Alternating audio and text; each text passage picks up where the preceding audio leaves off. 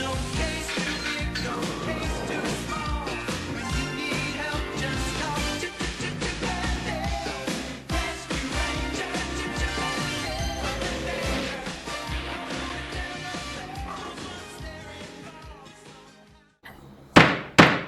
Hear ye, hear ye, court is now in session. Welcome back, everyone. Bailiff, bring me my first plaintiff. So we were doing a one-shot where we played city guards going undercover in a local gang. I chose to be a bard to use my persuasion on suspects and other gang members to my advantage, but my DM wasn't really giving me those roles, but that happens. To counteract this, I took suggestion, the reason for the argument. Fast forward, and we are intercepting a rival gang's shipment by carriage, which turns into a death race. I try to use suggestion on the driver to tell him to pull over or we'll have to knock him off the road. My DM argues that the spell wouldn't work because that would put the driver in mortal danger, which goes against the wording of the spell. I contest this, saying he's just pulling his carriage over. No inherent danger there. DM argues he would be in danger, stating that losing the package would mean his life was forfeit to the rival gang leader. Who's right here? I felt cheated, but the DM is on the debate team, so I wasn't getting anywhere with them, so I dropped it. Okay, so again, we're looking at the 2014 rules rather than the 2024 rules. Not that it matters that much, but in case it did. First, I think it's fair for you to take suggestions, just like it would have been fair for you to take friends or whatever, to help counteract the fact that your GM was being kind of unnecessarily difficult, giving you persuasion checks. I'm not saying to give you a persuasion check with every single gang member, but a few here and there. That's kind of the whole point of Dungeons and Dragons, to roll the dice. So I like your little workaround. Getting to the actual chariot death race,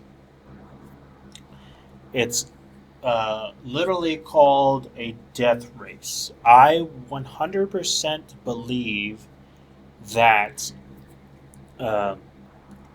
in this situation, the opposing driver is aware of consequences, is aware of things that would cause harm to them,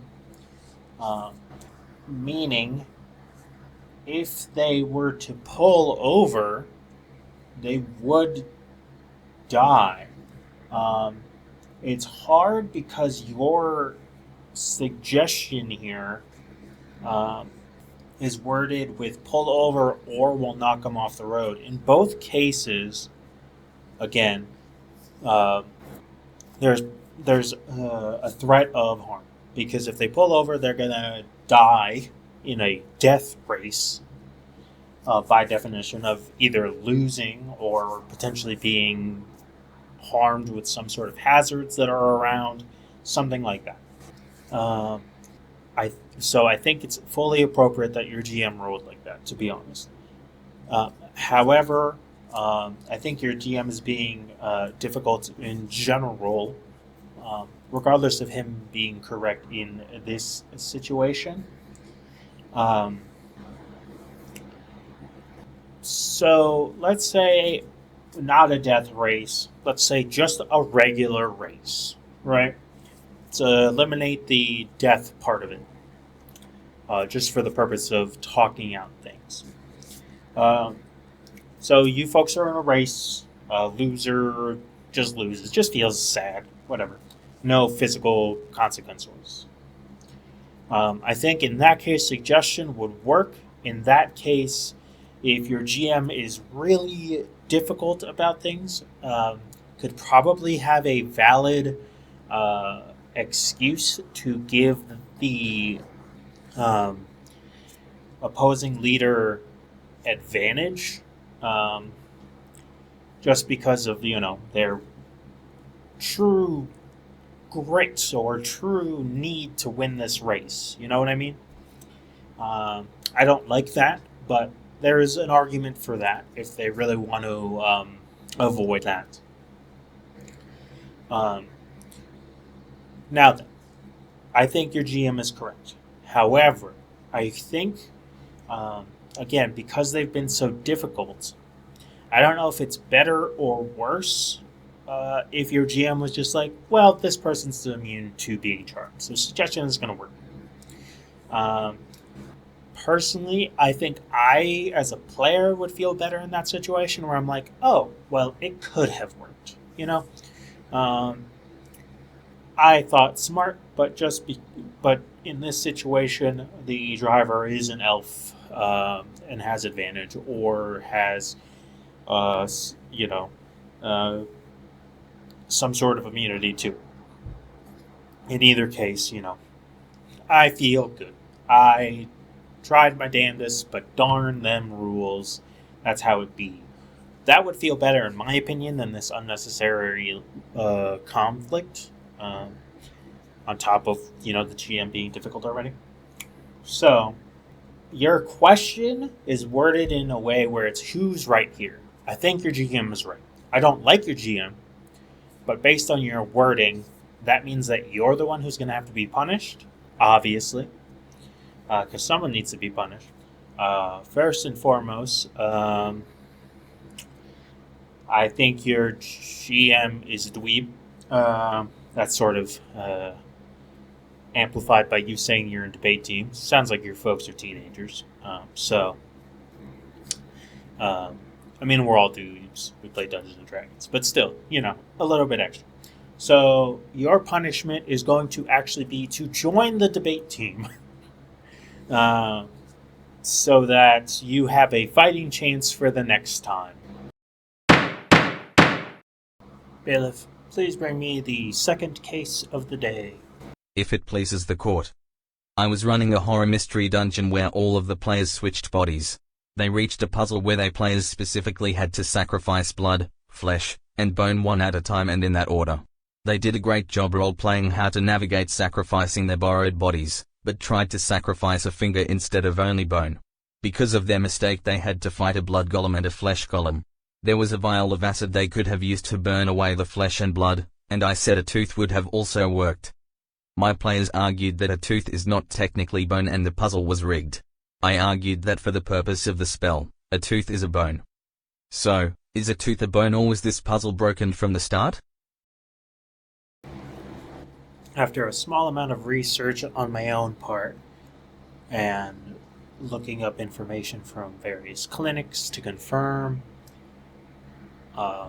because Wikipedia wasn't sufficient enough, it got a little bit too in the weeds about what teeth are for me to actually understand what it was talking about. Teeth are not bones. I also thought teeth were bones, but they are not. Which means that the puzzle, I don't believe, was rigged because you gave them the tools to, get a bone from the vial of acid, which you'd have to explain to me why that wouldn't dissolve the bone itself if it can dissolve the flesh and everything else and muscle and whatnot. So I would need an explanation for that, but teeth are not bones, so they do not qualify for this puzzle. Your party was 100% correct, which is interesting because, when you look at a skeleton model, a lot of them still have teeth. So that's something new for me to learn, and I hope you all learn something too. So no, I don't think it was rigged, but because of your failure to do a Wikipedia/Google search with some reading, just like I had failed to do previously before reading this question, you are going to be punished. You are found guilty as a DM, and your punishment is going to be to go to dental school. And please retrieve the last case of the day, Bailiff. We had a traveler campaign, Future Space. We played for 2 years and were in the final session online. The group came up with a plan which was basically a Hail Mary at the beginning of the session, which would either give a huge advantage or get the party killed instantly. It had 80% chance of success. The party went for it despite the GM discouraging it. I voted against it BTW. The player who rolled for it failed the roll and GM said game over. The issue, the player rolling has collapsed another campaign on a roll this way and GM thinks he enjoys doing it. As a GM, what would you do? As a GM, I would have rolled myself and made sure it worked or failed with less dire consequences. So, I'm not entirely sure what would conclude the GM to think that they are doing this purposefully. This is a plan that was voted for, and while you and the GM voted against it, I would assume the rest of the party agreed to it, and a 4/5 chance of success is pretty good odds, to be honest. I think I would have taken those odds as well. It's valid that your GM said, if you do this, you're just going to die if you fail, and then when you failed, you all died. Like, I think that's appropriate. I think jumping to the conclusion that this player is doing it, like, maliciously or something, again, when everyone else agrees to it, I can't come to that same sort of a conclusion. If they force the roll when everyone voted against it, fine. Then there being a problem, like a huge destructive one that needs to be dealt with. But I don't think that's the case here. As a GM, I warned them against the possibility of it failing. They chose to do it. I would allow the roll.